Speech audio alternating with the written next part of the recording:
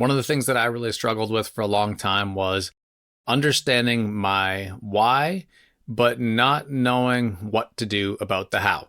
And believe it or not, there's actually a technique in business. It's not a bad idea. Some consider it a little bit shady, but it's called share the wow, not the how. And what that means is that you want to share success stories, testimonials from people, explain all of the incredible things that you could do. You know, if you succeed as a business owner, you could own this yacht. And there's some good, well-meaning elements to sharing the wow. Of course, we want to share all of the success stories that we have. For example, I just logged off of helping a client with a podcast, how to improve some of their editing workflow and how to get better marketing going. And we had some incredible conversations. Me sharing those victories and wins that she has can show to others that what I may be able to help them with is valuable.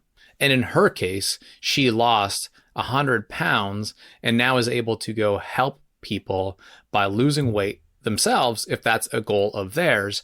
And she can share her own story and success that will be the wow.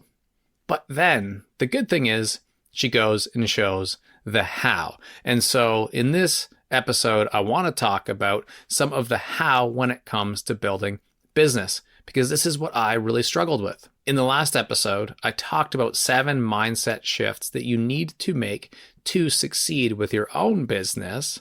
Now that you have this mindset stuff intact, you understand it, you're overcoming some of your money blockers, you're starting to build some confidence, and maybe you really believe that you can do this, you come to that next question: what do I do? If you don't already have a business idea, it starts with asking yourself, what do people ask you for help with?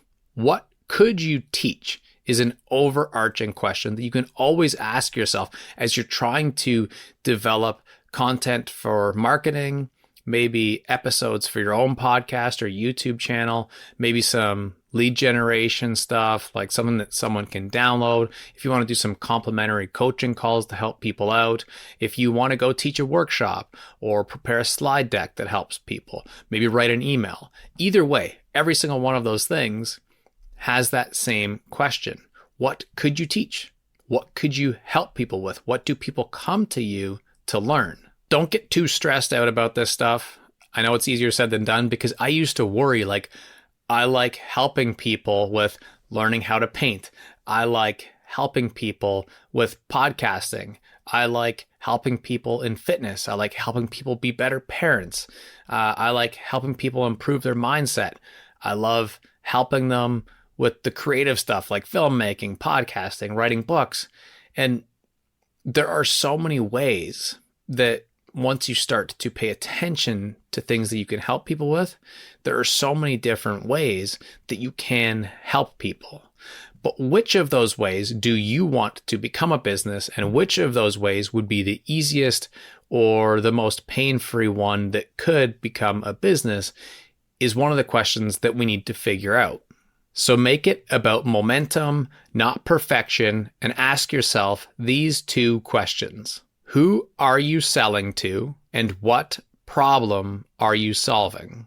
For the sake of brainstorming in the first place, if you have no ideas, then the goal today is just to come up with 4 or 5 ideas. In some way, your ideas should connect to health, wealth, or relationships. As I say that, you might be like, I already have 25 ideas. Well, in that case, it'll be a matter of us boiling it down, but you might be struggling to come up with ideas. And so what I'm going to share is essentially a few prompts that you can use to help you come up with ideas. And maybe if you already have 4 or 5 or 25, these prompts help you think of something that you might not have thought of already, or it'll run your ideas through these prompts to see if there's something that you still feel like pursuing. So the first thing that I like to look at is the classic Ikigai 4 circles that overlap to help us figure out what our passion is in life. So we can look at this in general terms, and as we look around it, it might spark some ideas of things that we want to create. As you look at the Ikigai circle, you can see brainstorming ideas around what you love, what you are good at, what the world needs and what you can be paid for. And if you can find the middle intersection of that, that's where we hit this Ikigai, where we really truly figure out a reason for being. If you figure that out, then 100%, I want to cheer you on as you go and build the business within that specific niche. Now, if those Ikigai circles don't do it for you in terms of brainstorming business ideas, we can turn to the 8 Ps, which are each a single word that helps us brainstorm business ideas. And so the first one is practice.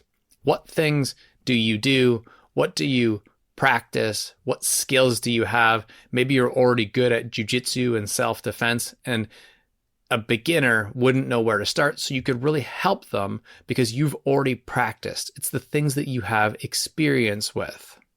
And then number 2 is people. So again, if people came to you for help with something, what would they be coming to you for? When you interact and engage with people, what parts of communication do you enjoy? How do you like to serve? What do you like about people? Or maybe you don't even like people, in which case that's not one to use for your own ideation. Pondering. When it comes to this P, what things do you think about? And this is like having your head in the clouds as you go for a walk through a forest and go on a run, go for a drive, or you're in the shower, those types of thoughts. What things do you think about when you just let your mind run wild and think of ideas that you might want to build? Passion. So maybe it's not necessarily a skill yet, but you know that when you are spending time doing this thing, that time just flies by. Now, it can't purely be a hobby because we're building a business. So you're going to need to want to monetize it in some way. If writing poetry is a passion that you would never want to have be infiltrated with money and the idea of commerce, then don't choose that. But in most cases, things we're passionate about, maybe it's even just collecting Pokemon cards, it could be a business. So what things are you passionate about? Problems. This might be the most common one. You could go walk around your house, go take a walk through the mall, ask other people, or just go about your daily life and take note of problems that you come up against. Maybe it's with an editing software you use that you just can't figure out how to do something that you want to do because it doesn't really exist in the marketplace. Maybe there's something with the way that your garbage can doesn't seal, and you know must be a solution out there for a clip that would help it seal better. Or maybe it has to do with the way the pockets are on your golf bag, or how the cup holders don't really work in your car. It could be so many things, but just identifying things that don't work the way that you think they should and thinking, if there is a solution, what would that solution be? Products is the next P. And so looking at things that already exist, but could be done better. So what products already exist, but maybe aren't being sold or marketed as well as they could be, or maybe they're just missing one element or one way of explaining their benefits, and you know that that product exists and it inspires you, but that it could be done a lot better. Pains. What are other people really struggling with that you see as you observe your environment and the people around you? What really brings people pain that you know that if you could solve that for them, it would be a game changer and they'd be almost willing to pay anything to have that problem solved? And then what pains do you have? When you feel pain as it relates to your day-to-day life or your business or your creativity, when you're struggling and you're feeling that pain that you want relieved, what would relieve that pain? And finally, payment. This is an interesting one. Similar to products, what are people already paying for that maybe you could borrow from a different industry or change the business model a little bit, because you already know that people will pay money to have this solved, but potentially paying in a different way may make the economics of the business actually better.